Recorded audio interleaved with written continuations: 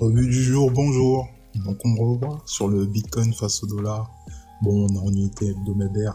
On voit depuis qu'on a cassé notre fameuse Tenkan, on revient progressivement à proximité. Donc on l'a touché hier. Le but, ça serait qu'on la casse dans les prochains jours. Donc là, le mieux, ça serait que l'unité de temps hebdomadaire la clôture au-dessus pour ensuite espérer une poursuite de cette hausse. Ça serait en tout cas un indicateur parlant, allant dans ce sens-là. Nos indicateurs phares, qu'est-ce qu'ils nous disent de beau? On va les ajuster. Pour ce qui est du MACD, bon, déjà on s'aperçoit assez clairement que le MACD, depuis qu'il a fait son croisement, on a une stabilisation. On n'a rien de concret encore une fois. Dynamique haussière bel et bien reprise. Pour ce qui est du RSI, on le voit, on commence à vouloir s'approcher des niveaux de 70. Bon, c'est de très bonnes informations. Pour ce qui est de l'unité de temps journalière, en effet, on enchaîne de journées haussières consécutives. On revient progressivement au-dessus de notre droite de tendance. On n'a pas fait de pullback au niveau de ce prix-là. Donc on se situe actuellement au-dessus de cette droite de tendance, au-dessus de la Tenkan d'ailleurs. On évolue toujours au sein du nuage, certes, mais on s'approche progressivement pour ensuite le sortir. Ce qui serait, ma foi, très remarquable, ce serait qu'on casse le nuage et la Kijun en même temps. On y verra quand même un beau signal haussier. Il faut alors regarder ce que nous disent les indicateurs en question.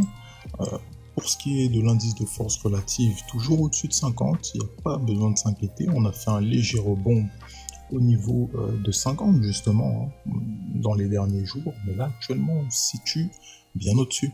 Donc pour ce qui est du MACD, vous le voyez, on s'apprête même à effectuer un croisement haussier. On remarque affaiblissement des histogrammes négatifs, on s'apprête donc à voir ce croisement s'effectuer peut-être dans les prochains jours, donc on garde ces scénarios en tête. Pour ce qui est de l'unité de temps 4 heures, regardons un petit peu ce qui s'est passé. On a pu réintégrer le nuage au niveau de l'unité de temps 4 heures. On a même fait un rebond, tout simplement un retournement au niveau du nuage, de la zone haute du nuage. Et effectivement, là, ça correspondait à quelle zone de prix? Et bah, visiblement celle dont on a parlé durant les analyses précédentes, à savoir les 55 000. Au niveau de 55 000, on l'a dit, si on vient le casser fortement ce niveau-là, et bah, il est clair qu'on pourrait voir les plus beaux prix, des zones un peu plus élevées, qui correspondraient donc au niveau de 57 000. La zone de 57 000 à 60 000, c'est des zones assez élevées, des zones assez défendues également par l'autre partie, à savoir les vendeurs. Bon, actuellement, comme vous le voyez, on évolue sur notre zone de compression précédemment travaillée. C'est une zone assez charnière, en même temps, c'est un niveau psychologique, le niveau des 55 000. Donc actuellement, on travaille assez fortement. On voit que les intervenants se cherche au niveau de ces prix-là. Ceci dit, tout est possible. Comme on va voir en unité de temps 1 heure, on est bien au-dessus du nuage. On a assisté à une très belle dynamique haussière. Vraiment, ça s'est matérialisé de manière claire. Et là, il est vrai que on joue pas mal au niveau de la Tenkan. Bon, le but, ça serait qu'on casse de manière franche et de manière pérenne cette Tenkan. Il est vrai qu'on espère voir beaucoup plus de caractère des acheteurs au niveau de ce prix-là pour être un peu plus confiant.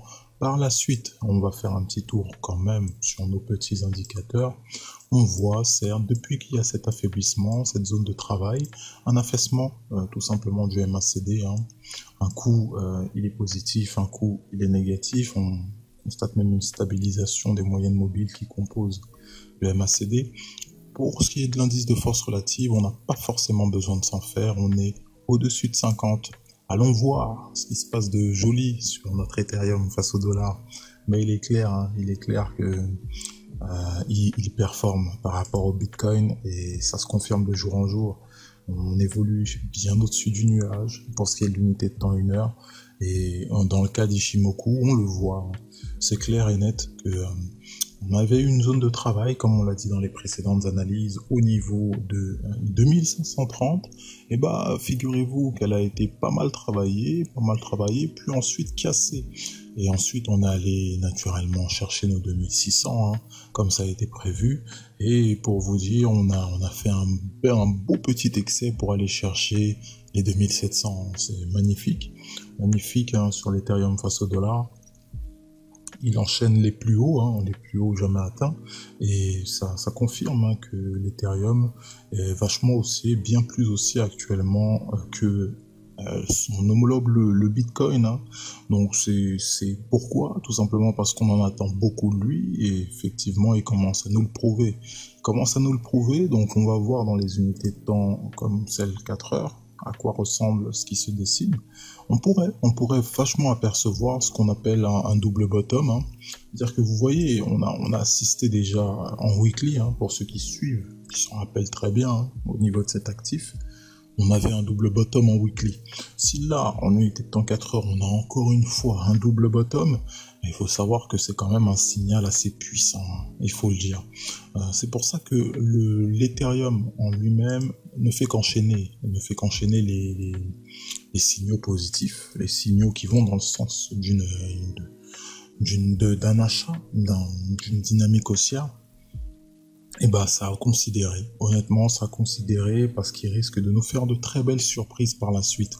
On va également regarder ce qui se passe en unité de temps 4 heures. Vous voyez, depuis qu'on a eu ce croisement MACD, ça s'enchaîne, hein. Vraiment très très belle dynamique haussière. On est au-dessus de 50 ans, hein, pour ce qui est du RSI. Donc pas forcément besoin de s'inquiéter. On voit en unité de temps journalière le fameux double bottom dont on parlait. Et bah, vous voyez, hein, cette forme de W là. On va pas se mentir, c'est des signaux qui sont très très acheteurs, hein. Donc comme vous le voyez, peut-être actuellement on peut considérer une ligne de coup à ce niveau-là. Une de coup à ce niveau-là pour notre fameux double bottom, peut-être un pullback qui viendra confirmer ce double bottom et ensuite repartir pour aller nous chercher les 3000, hein, dans les semaines à venir. C'est tout à fait envisageable. Donc on voit tous ces scénarios qui peuvent s'effectuer. Pour ce qui est de l'unité de temps weekly, notre semaine se passe vachement bien. Des informations claires, très claires sur nos deux actifs. On prend le temps de les considérer. Comme d'habitude, on adapte tout ça en fonction de la gestion de notre portefeuille. Allez, on vous souhaite de merveilleux trades et on se retrouve à la prochaine. Bye bye.